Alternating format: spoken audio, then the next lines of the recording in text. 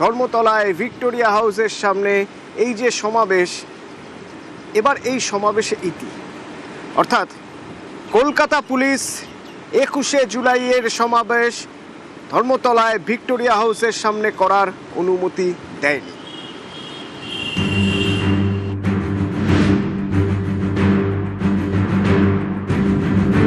অনুমতি নিয়ে রাজনৈতিক কর্মসূচি করবেন, আমাকে 104 বার হাইকোর্টে যেতে হয়েছে।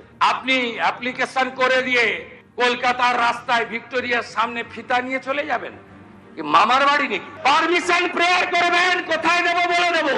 11 সালে তো ব্রিগেডে গেছিলেন, এবারেও চলুন না ব্রিগেডে যাই।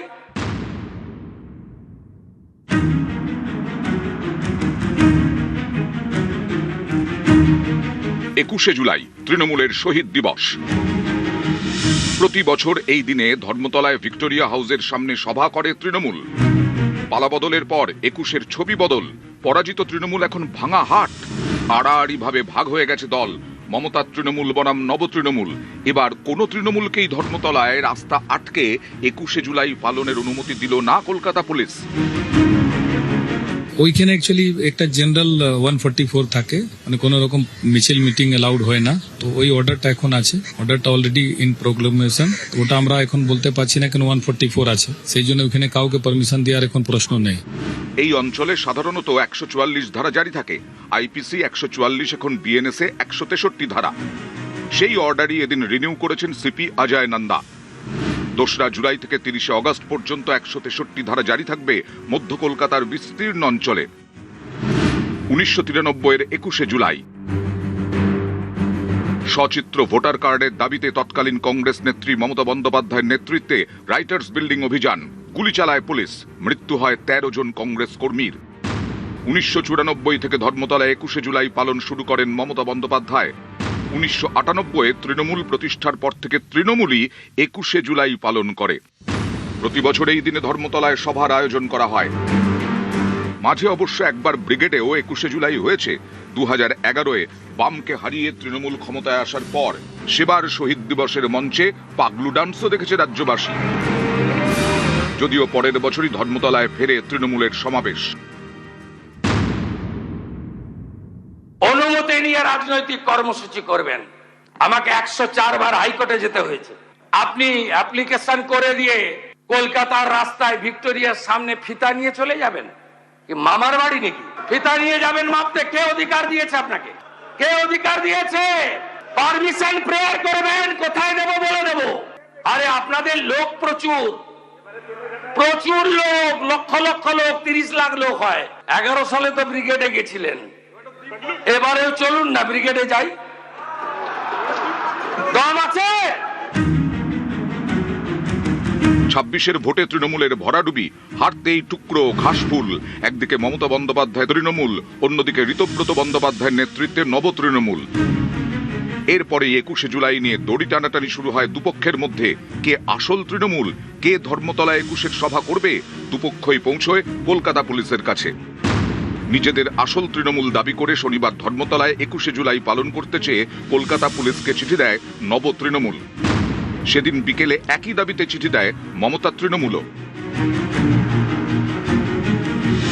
পুলিশ অনুমতি দেওয়ার আগেই রবিবার ভিক্টোরিয়া হাউসের সামনে ফিতে নিয়ে মাপজোক করতে দেখা যায় মমতা তৃণমূলের নেতা কুণাল ঘোষ, দোলা সেনদের।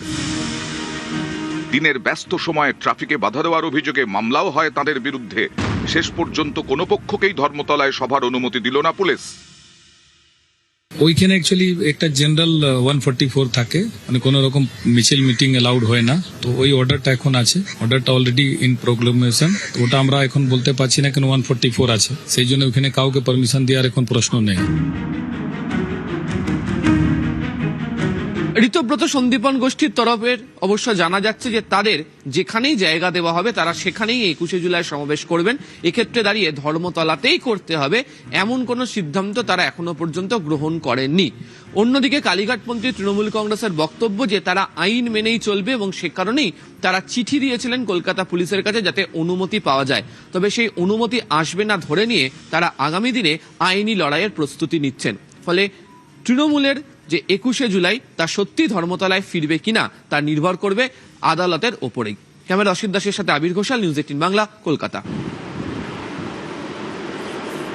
এবার সেবাশ্রয় নিয়ে তদন্ত শুরু, খোঁজ খবর নেওয়া শুরু হয়ে গিয়েছে, অ্যাকশনে নেমে পড়েছে পুলিশ। তার কারণ এই যে সেবাশ্রয়গুলো তৈরি হয়েছে, সেবাশ্রয়ে একটা সেবাশ্রয়, সেখানে চিকিৎসক থাকছে, সেখানে যে ওষুধপত্র থাকছে, সেখানে স্বাস্থ্য পরীক্ষার ব্যবস্থা থাকছে, অথচ স্বাস্থ্য দপ্তর এসব কিছু জানেই না।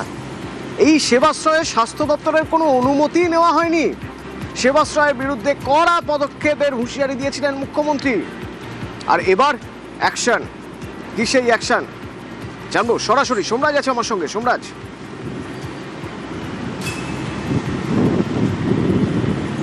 দেখো, অত্যন্ত গুরুত্বপূর্ণ বিষয়, সেবাশ্রয় নিয়ে এবার অ্যাকশানে নামলো রাজ্য সরকার। শুধু তাই নয়, যেটা সূত্র মারফত জানা যাচ্ছে, দক্ষিণ 24 পরগনা জেলায় যে সেবাশ্রয় কর্মসূচি শুরু করা হয়েছিল তৃণমূল কংগ্রেস সরকারের সময়, সেই কর্মসূচির ক্ষেত্রে স্বাস্থ্য দপ্তরের অনুমোদন নেওয়া হয়নি, যেমনটাই সূত্র মারফত আমাদের কাছে খবর আসছে। শুধু তাই না, এটাও জানা যাচ্ছে এই সেবাশ্রয় নিয়ে সেই সময় যে সমস্ত সরকারি আধিকারিকরা সহযোগিতা করেছিলেন বা যারা করেছিলেন, তারা কিন্তু এবার স্ক্যানারে রয়েছেন রাজ্য সরকারের। পুলিশি তদন্তের রিপোর্ট চাওয়া হয়েছে স্বাস্থ্য দপ্তরের তরফে। সূত্র মারফত তেমনটাই খবর।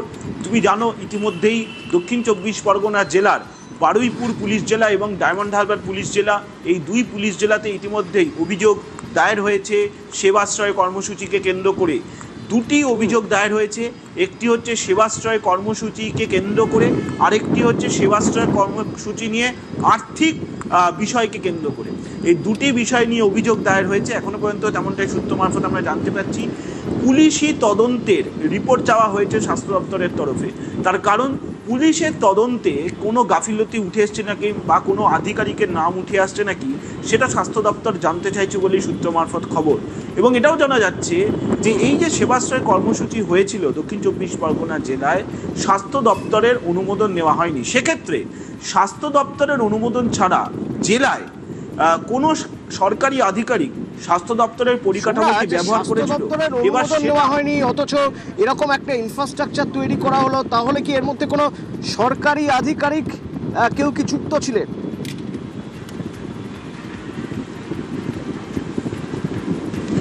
দেখো, সেটাই এখন সবথেকে বড় প্রশ্নের জায়গা, এবং সেই কারণেই তোমাকে জানাচ্ছিলাম কয়েকজন সরকারি আধিকারিক ইতিমধ্যেই স্ক্যানারে পড়েছেন রাজ্য সরকারে, তেমনটি আমরা সূত্র মারফত জানতে পারছি। এবং যেটা জানা যাচ্ছে বা যেটা সূত্র মারফত আমরা জানতে পারছি, যে এই যে সেবাশ্রয় কর্মসূচি হয়েছিল, এই সেবাশ্রয় কর্মসূচির জন্য কোনো সরকারি পরিকাঠামো কি ব্যবহার করা হয়েছিল, সেটাও এখন স্বাস্থ্য দপ্তর জানতে চাইছে, এবং সেটাও ইতিমধ্যেই খতিয়ে দেখার প্রক্রিয়াও শুরু হয়েছে। এটা তোমাকে বলতে পারি, সেবাশ্রয় কর্মসূচি নিয়ে রাজ্য সরকার এবার অ্যাকশনে নেমে পড়েছে। সূত্র মারফত আমরা জানতে পারছি, অ্যাকশনের শুরুটাই কিন্তু মুখ্যমন্ত্রীর হাত ধরে। সোমরাজ, মুখ্যমন্ত্রীর হুঁশিয়ারি এই সেবাশ্রয় নিয়ে, সেই হুঁশিয়ারির পর এবার অ্যাকশন। কি হুঁশিয়ারি দিয়েছিলেন মুখ্যমন্ত্রী শুভেন্দু অধিকারী, শুনুন। অভিযোগ এসেছে, আমি দেখেছি, এখানে এসপি আছেন, তিনি তদন্ত করবেন এবং জেলা শাসক বা স্বাস্থ্য দপ্তরের যা হেল্প নেওয়ার পুলিশ নেবে। ইটস এ ক্রাইম হলে দেখার জন্য ভারতীয় ন্যায় সংহিতাতে যা করার করা হবে। ও মডেল তো দেখিয়েছেন ফলতাতে, আর নতুন মডেল না দেখানোই ভালো।